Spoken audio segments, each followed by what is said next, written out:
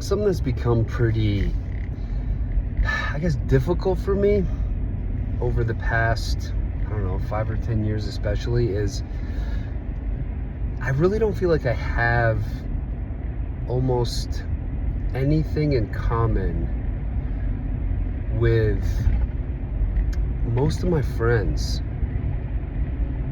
like from earlier parts of my life. You know, I have one friend who's become quite religious, and he and I have like an extended kind of dialogue about God and America. You know, it's like a culture meets religion meets like purpose meets what's the role of, like, you know, men in modern society. But other than that, and you know, a bunch of my friends have become parents and stuff, so that would be kind of like the obvious answer. But what's interesting is it's not just with those friends. And in some way, like, their lives are kind of more just like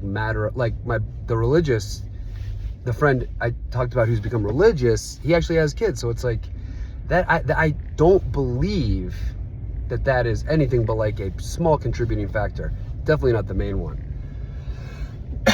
Excuse me. And I don't even know if it's like something to fix, something that's like wrong per se. But I also, you know, having walked like kind of a strange, unconventional path, not to like glamorize it, but it could have been much more predictable. And it's just been kind of all over the place. But it hurts when I'll go see a friend or something like that, and there's, you know, it's almost like a past romantic relationship when you're like, you kind of, if you see the person, you like remember the good times, but if you try to recreate it, you're like, ugh. And, you know, maybe previously we'd all get together and hang out, and in a group there'd be sort of a regression where everybody kind of like falls back into their old roles. But as I've kind of increasingly followed my own instincts and my own path, some of the realities I've experienced, some of the truths that I've seen are kind of a little less welcome socially. And I'm not saying I'm even like communicating them right or anything. This isn't about assigning blame or saying anyone's wrong or anything like that. It's more just like it's more just observing what's been like a natural flow of things. But one thing that is weird that I can't I'm struggling to reconcile is the more I've attempted to shoot straight, the more I've attempted to be real over like superficial or just getting along or whatever, being nice, the closer to God that I believe I've gotten in terms of like a interior relationship, the kind of the more isolated I am, the less friends I have, the less social life I have, sort of the less things like drinking and bars appeal to me. You know, even just hearing like the term like bachelor party or something, or strip club, you know, it's just like, it just all feels far away. And, you know, I had the opportunity to see an old friend the other night, and I had some sort of like sense about some real life stuff, that I was dealing with, that he was dealing with, friends, family, business, and my heart really sank as I saw him kind of drink more and more, and I felt the closeness.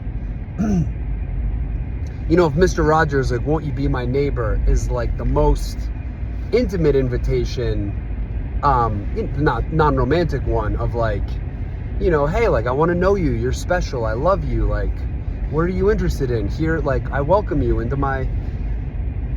Then, things like drinking or hidden parts of our lives, addictions, shame, guilt, things that we don't think are lovable about ourselves. Those things can be real impediments to what I believe is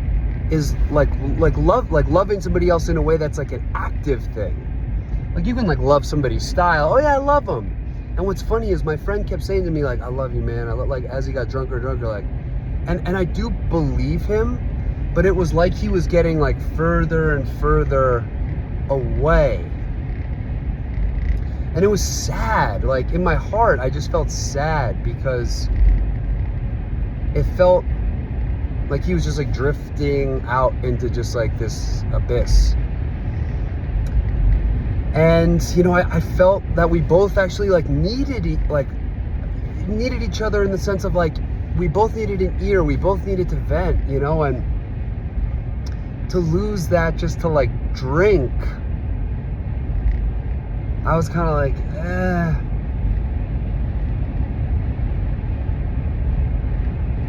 and it's funny because I really do think this friend talked a lot about being happy and how important happiness is. And I just couldn't help but observe that, it really didn't seem like what he was doing was actually making him happy. And it didn't feel like the love he had for me was actually able to come out and show itself. I do believe it's there, I really do. And I do believe he actually really in his heart wants to be happy. But,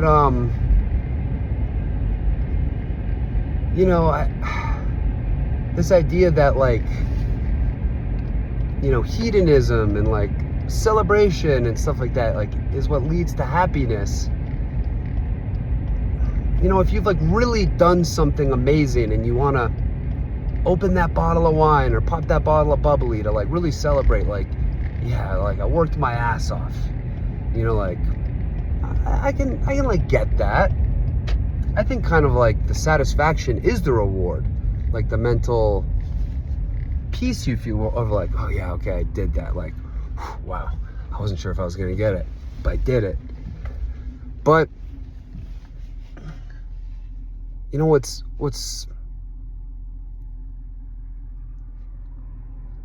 what I recognize is so prevalent.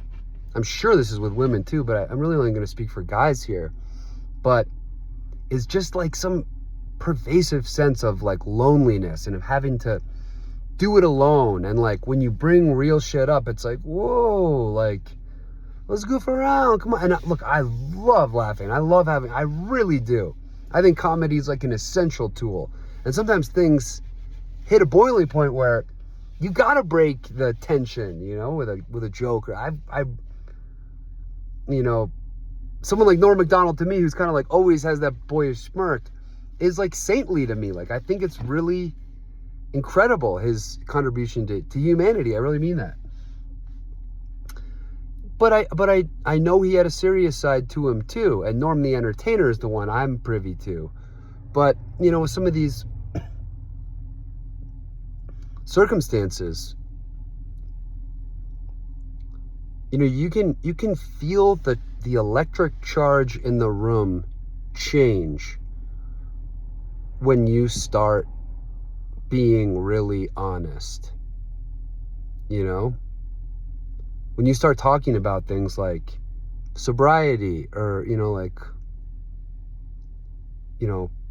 the pursuit of like money. And like when you start bringing those things up,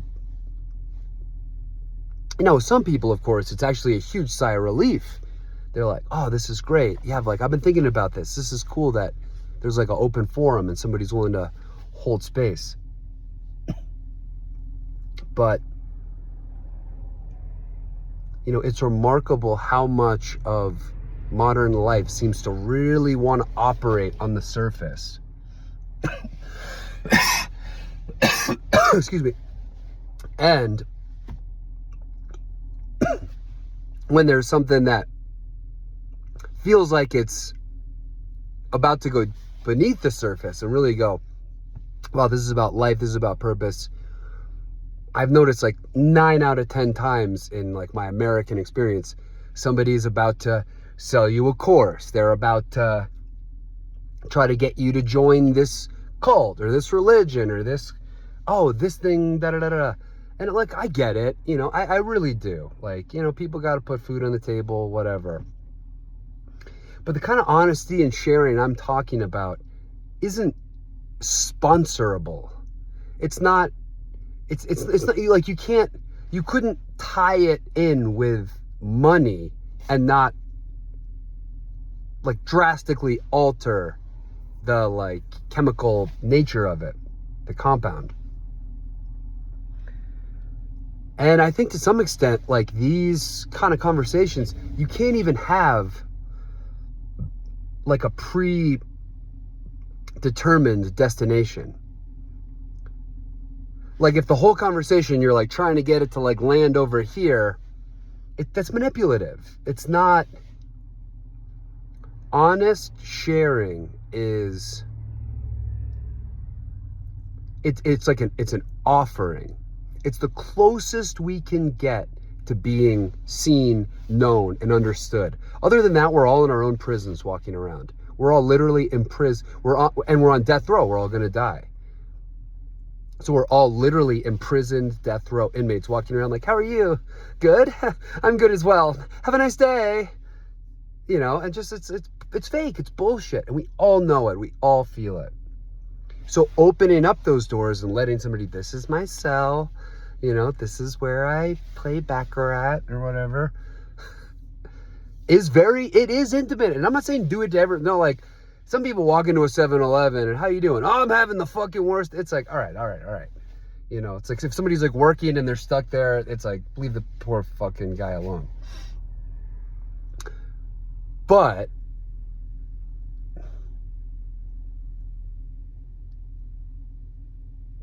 we all, I believe, in some way, shape, or form, we need to be seen and heard. And I think we yearn to know what other people are like. Not the, what is it, Seinfeld or Chris Rock? Like, when you start dating, you meet someone's representative. You know, not the representative. That doesn't tell us anything. The real fucking person. And again, it's going to be very individualistic with who you do that with and how, but I really do think it has to be done. And probably with God too, although I can only speak to my experience, and I don't know how much it's like for other people. I heard that some people don't even have like an inner monologue, so that's so outside the realm of my experience that I wouldn't even, that's like, all right, wow, that's truly unfathomable. But yeah, I really do believe in this transformative power of kind of showing up as we really are. And if you need a certain approval from people, or you need a certain like social standing in society, it's going to be very hard to do that. It's going to be very hard to do that. And I will end it on this as like a silver lining. After leaving that sort of disheartening night with my friend and the drinking and whatnot, I got a call the next day.